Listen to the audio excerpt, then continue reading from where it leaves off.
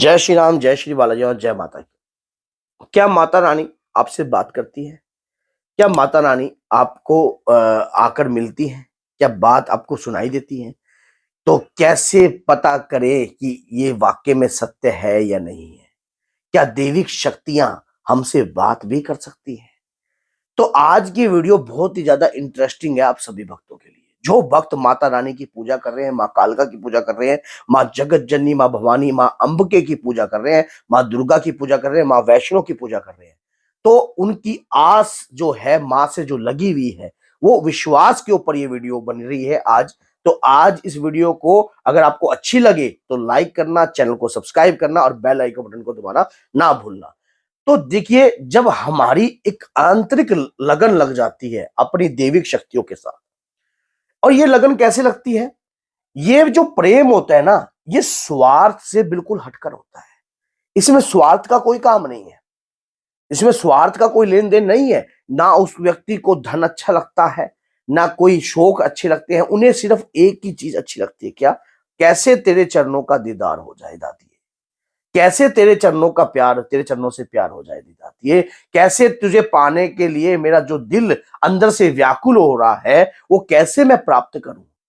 अब जो भक्त इस प्रकार की कमेंट करके क्वेश्चन करते हैं कि माता रानी क्या स्वप्न में आकर भी बात दिखाती है या हकीकत में भी बात करती है, जब जिन भक्तों ने ऐसे कमेंट करते हैं, जो सोचो उनके अंदर की व्याकुलता कितनी होगी, माँ को देखने की, माँ को पाने की, माँ को निहारने की, किस प्रकार से हम देविक शक्ति को देख सकते। तो ऐसा होता है भैया कि हम माँ की शक्ति को नहीं देख सकते, ना माँ की शक्ति को देख सकते हैं, ना बाबा की शक्ति देख सकते हैं, लेकिन हमारे शरीर में जो आंतरिक सूक्ष्म रूपी आत्मा है, जो कि परमात्मा की स्वयं है, वो उस शक्ति को जरूर देख सकती है।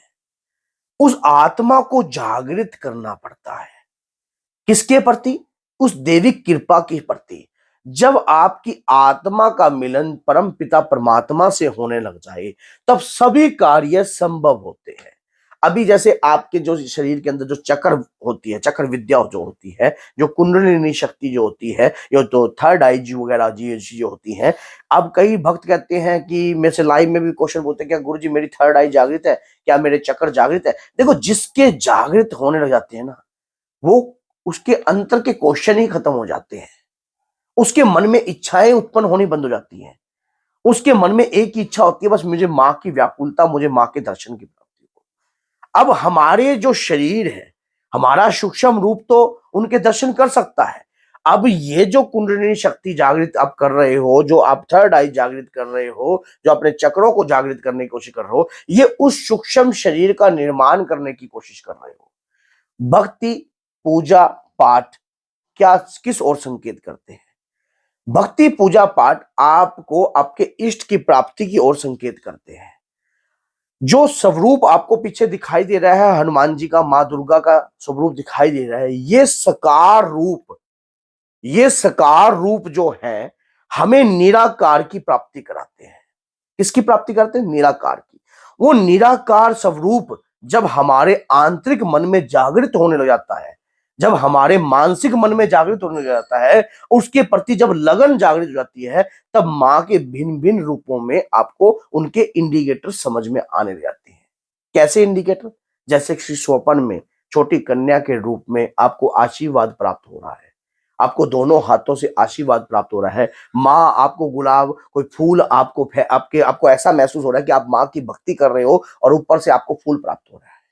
आपको ऐसा लग रहा है कि आप माँ के चरणों से लिपट कर रो रहे हो, आपको ऐसा महसूस हो रहा है। ये चीज दूसरे व्यक्ति को नहीं समझ में आएगी। आप उनको बताने की भी कोशिश करोगे ना, मुझे माँ के दर्शन हुए, तो पागल है मेरा बेटा, माँ के दर्शन हुए। वो सुन तो लेगा आपकी बातों में, हाँ, लेकिन आंतरिक मन से ये बोलेगा पागल है। लेकिन आंतरिक मन जब परमात्मा से मिलन हो जाती है, तो इस प्रकार के इंडिकेटर्स आना स्वाभाविक है, इस प्रकार की लगन लगना स्वाभाविक है, देवी के दर्शन होना स्वाभाविक है। सब कुछ संभव हो सकता है, तेरी कृपा का हाथ अगर मेरे ऊपर आ जाए जगत जननी मैया, तो सब कुछ संभव हो सके। नामुमकिन को मुमकिन कर देती है माँ शेरों वाली। जिस देवी की आप आराधना करते हो उन पे पूरा विश्वास कर कर अगर आप कार्य करते हो तो आपको वो दिव्य कृपाएं प्राप्त होती हैं, आपकी कुंडलिनी शक्ति प्राप्त होती है, आपको चक्र जागृत होने लग जाते हैं, आपके शरीर के अंदर ओरा बनने लग जाता है। तब आपको क्या असंभव लगता है? क्या दर्शनों की अभिलाषा असंभव लगती है? नहीं, दर्शनों की अभिलाषा असंभव नहीं लगती है। समझ गए? अब शिरदर, आपने एक मूवी देखी होगी शिरदर, माँ वैष्णो देवी की मूवी बनी थी शिरदर के। अब माँ ने कहा था कि बेटा तू लंगर लगा, ये जो है बड़ा होता जाएगा। उन्होंने माँ के इंडिकेटरों को समझा, माँ की कृपा को समझा, लेकिन उसका समर्थ नहीं था, फिर भी उसने लंगर लगाया और वो जो है बढ़ता गया और वहां पर भैरव आया। अब जब माँ वहां से चली गई और भैरव पीछे पीछे चले गए, तब शिरदर बीमार पड़ गए। वो बीमार इसलिए नहीं पड़े थे, बीमार इसलिए नहीं पड़े थे। देखिए, मां स्वयं हमें किसी रूप में दर्शन दे, ये मां की इच्छा है। जब शरीर व्याकुल होने कर मां को प्राप्त करने की इच्छा प्रकट करता है, जब हमारा सूक्ष्म शरीर समझ लो क्रिएट हो रहा है, अगर आपके अंदर इच्छा प्रकट हो रही है, तो मां आपकी परीक्षा ले बगैर आपको दर्शन नहीं देगी। जैसे सिरदर की परीक्षा ली। अब इसमें असंभव तो कुछ भी नहीं है। आप रामकृष्ण परमहंस जी की कहानी सुन लीजिए, उसमें भी माँ कालिका स्वयं अपने हाथों से आकर खाना खिलाती थी। माँ कालिका स्वयं, आंखों, उनको लोग पागल सोचते थे। देखो, जो प्रभु भक्ति करता है, जो प्रभु के प्रति लगन लगा देता है, उसको उसके चक्र जागृत, उसकी थर्ड आई जागृत या उसकी कुंडलिनी शक्ति जागृत, उन चीजों को तो सोचता ही नहीं है। इन चीजों को तो सोचता ही नहीं है। क्यों? क्योंकि जिसको उसकी दर्शनों की परिवार प्राप्ति की लगन लग जाए या आंतरिक मन उनसे जुड़ जाए, फिर इन चीजों की कोई वैल्यू नहीं रहती है।